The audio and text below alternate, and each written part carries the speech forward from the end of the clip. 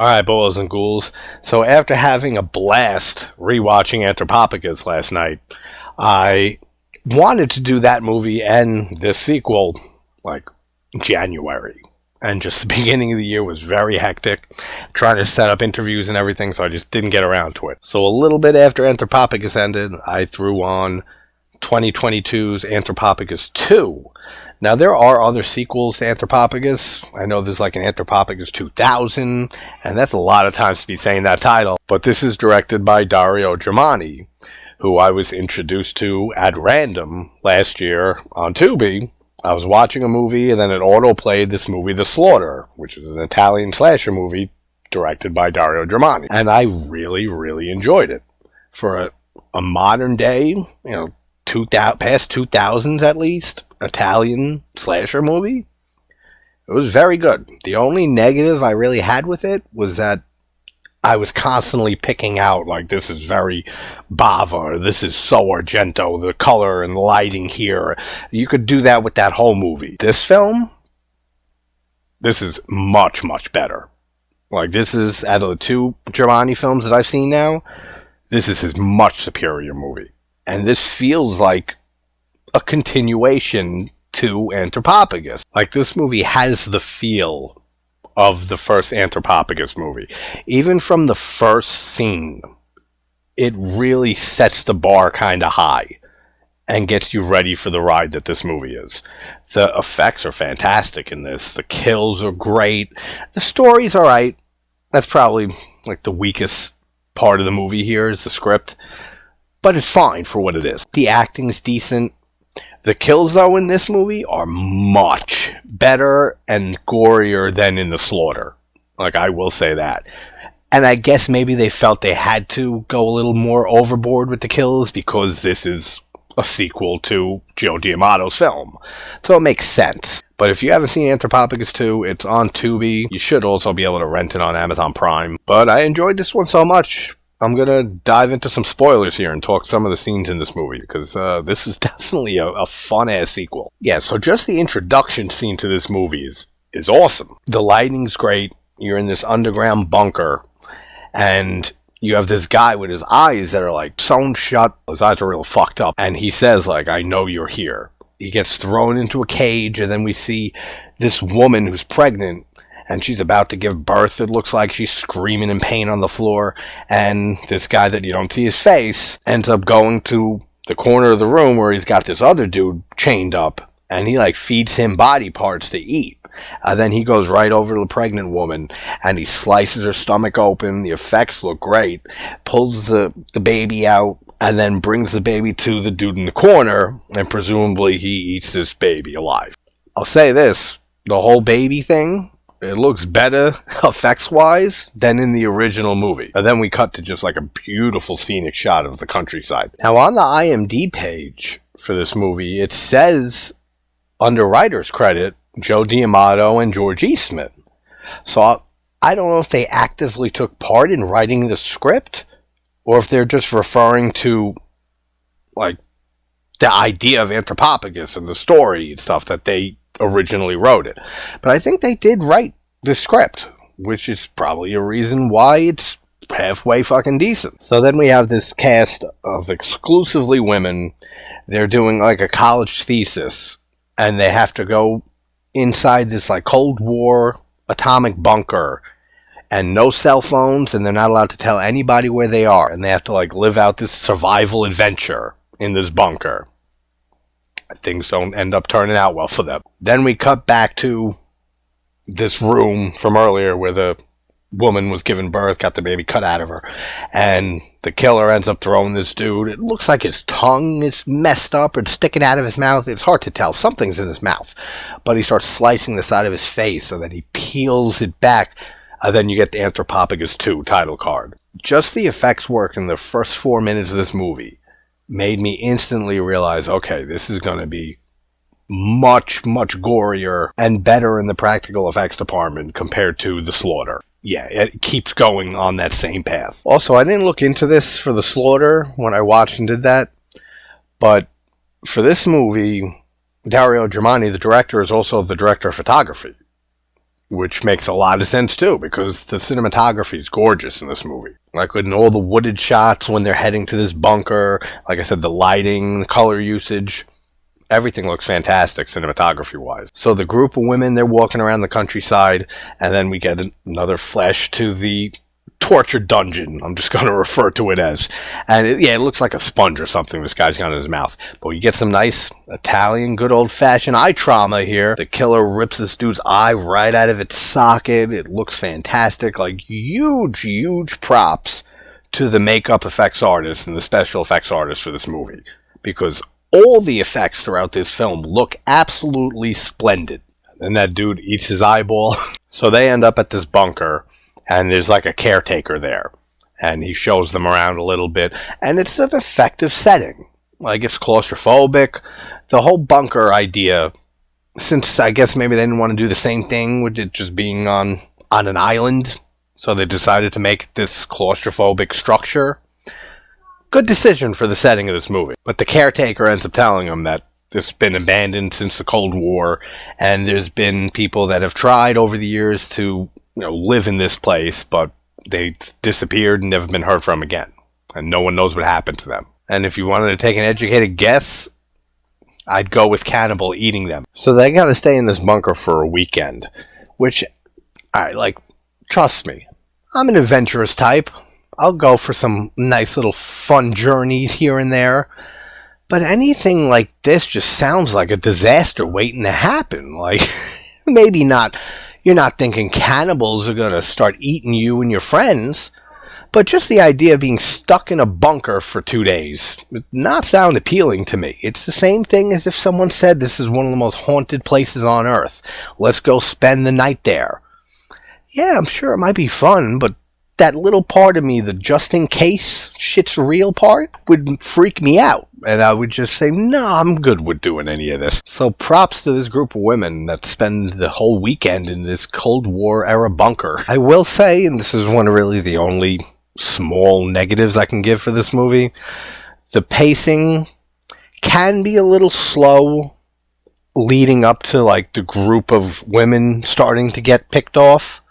I mean, they do a good job of flashing back and forth constantly to that one dude with the shit in his mouth, constantly getting more and more mutilated. Like, they show him, like, cutting his body open and reaching inside him.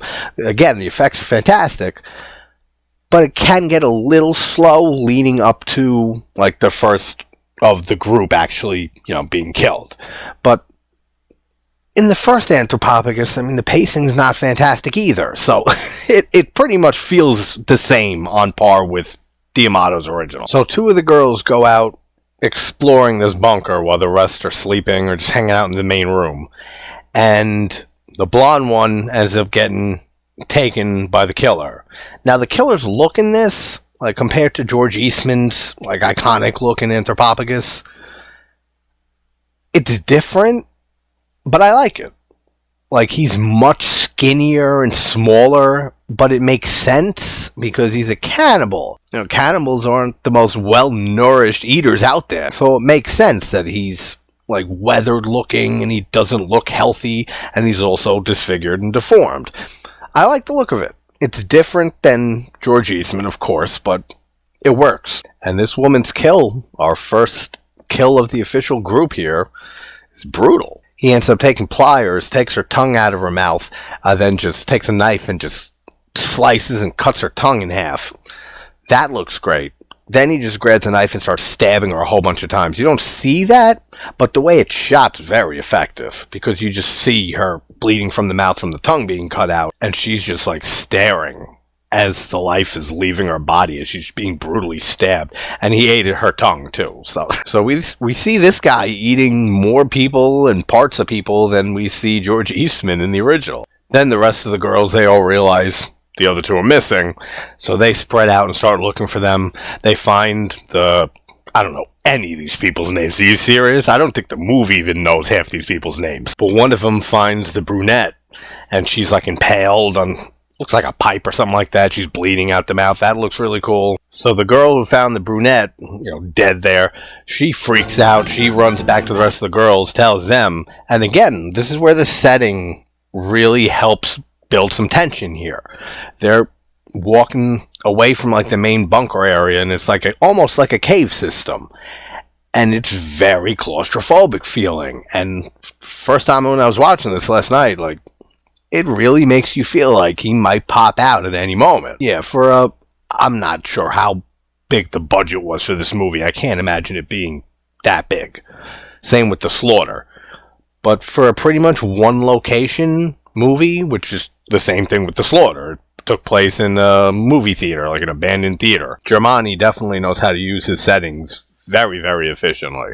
We get an excellent scene here too, where there's this one girl walking around, she's like crying, she's trying to find anything to get out of this place, and we see the killer with the brunette that was on the spikes from earlier. It looks great. With her arm is twitching the entire time while he's cutting like the back of her scalp off, and then puts it down on the table, and then takes some of her brain, eats it, like it's out there. It looks great. This is probably the best scene in the movie. He ends up taking the girl Polly, and he ends up strapping her down, straps her head down to this table, and he ends up cutting her and then degloves her and rips the skin off the arm. It looks good. It doesn't look as good as like in Mike Flanagan's adaptation of Stephen King's Gerald's Game. That is just like, I can't even look at that scene in Gerald's Game. The degloving scene. It is hard to watch here though too. It is very well done. Then he walks over and he starts cutting her face off like a face mask, Leatherface style. But he don't need no mask. He's fine being deformed. And he kind of looks like a much skinnier and more like emaciated looking grandpa from Texas Chainsaw Massacre. That's how the face and the like disfigured makeup and stuff makes him look. He looks kind of like grandpa. But he don't need no mask, so he just takes her face, crumbles it, and starts eating it. And then it's just a pan shot from above of her without her face on the table. Excellent scene. And the sound design is great because you hear she's alive during all this. So you hear her heart speeding up and stuff, and the way that the sound is mixed and everything. Fantastic work. Apparently the cannibal in this movie can like stick to walls like Spider-Man. Because the remaining 3 or 4 women or so, they barricade themselves in a room and they lock out one of their own, and one of the women are stuck out there, and then he's just clinging to the wall like Spider-Man, and then one of the girls says to the other one, says, "You open that door, I'll break your neck." Like it's her or all of us. And then you just hear the girl screaming from outside. So apparently he has like superhuman strength too. And we get another great kill. This is like almost like if Hostel met Anthropophagus. I think is a great way to explain this movie. Because almost 90% of the kills all take place with the killer bringing one of the women back to his little torture chamber here, and then dispatching them in some awesome, grotesque way. So it feels a little hostile, but in a very good way. But he ends up hanging her upside down and puts a bucket underneath her, and then he just slits her stomach. Her intestines fall into the bucket along with her phone, and it's actually getting a signal because they weren't getting a signal at all when they were trying earlier. Great little gag, awesome effects. And of course, he starts eating those intestines. Then the whole like ending 15 minutes or so of this movie. Great color usage, great lighting. They're in these different parts of the tunnels in this bunker. So we got like some yellow lighting. We got some blue. It looks really, really good. And then we get a nice little throat rip with the cannibal ripping out one of the women's throats. And the gore looks good there. So then the final girl, she's alive. She thinks she kills the killer here. And this is what I mean, like, the script is, it's fine. It's just like another reveal, kind of like in The Slaughter. I remember had like a reveal near the end that didn't really add anything to the movie. The caretaker at the very beginning she runs into, but then it turns out that it's just the killer wearing a disguise. And he does talk. And he says that his father raised him this way. So I don't know, it's kind of implied that he might be the son of George Eastman's character in the first movie. I don't know how that works. I mean, unless he just raped some tourists and she had a baby and this is the kid, or if I'm just looking too much into it. But he was raised this way, as a cannibal. Yeah, I'm pretty sure that's what it's implying, because then this character was pregnant. I forgot if I even mentioned that. But they don't draw huge attention to it like they do at the beginning of the original Anthropophagus. But she's pregnant, so he says, I'm not going to eat you, I need you. And he says that I'm going to raise your baby the way that my father raised me. So I'm guessing it's Klaus, George Eastman's character from the first movie, this guy's father. Which makes sense. So like I said, the script is fine. And then it ends with her saying, please don't hurt my baby. And then it cuts to the credits, a film by Dario Germani, and you hear her screaming. Great sequel. If you listen to all of this and you still haven't seen it, definitely check it out. Like I said, Hostel mixed in a bit with Anthropophagus and some other Italian director homages. But I'll say this, I was just going to talk a few scenes here. I ended up watching the whole movie again. That's how entertaining it was. If you're a fan of Joe D'Amato's film, I think this is an essential watch. Honestly, like, that's how I feel about this. I feel like this sequel does a great job at keeping the same type of feel and tone. The score I didn't mention. The score is good. It's very different than the score in the original Anthropophagus. And I should have mentioned this at the beginning, but you could play a drinking game probably with how many times the word Anthropophagus comes out my mouth in this video. But the acting's solid. Nothing great, but for what it is, it's fine. The story's decent. The story and script isn't really the focal point for many horror movies from Italy. The directing's great cam work, great lighting, and just a huge amount of praise for the practical effects and the kills. Everything looks absolutely spectacular in this movie. So if you're just a gore hound, this is another movie. Just check this one out. So Dario Germani, man, it's 2 for 2 with me now. With The Slaughter and then this movie, which, yeah, this movie is leagues better than The Slaughter, which again, I very highly enjoyed that one. So if you haven't seen The Slaughter or Anthropophagus 2, both by Dario Germani, both on Tubi, definitely check them out if you're an Italian horror fan. Alright guys, I put a poll up for whatever the next movie is, so I'll wait till later tonight to see what's winning, and that'll be the watch. So hope you guys are having a good morning, afternoon, or night, and I will talk to you soon. Take care, everybody.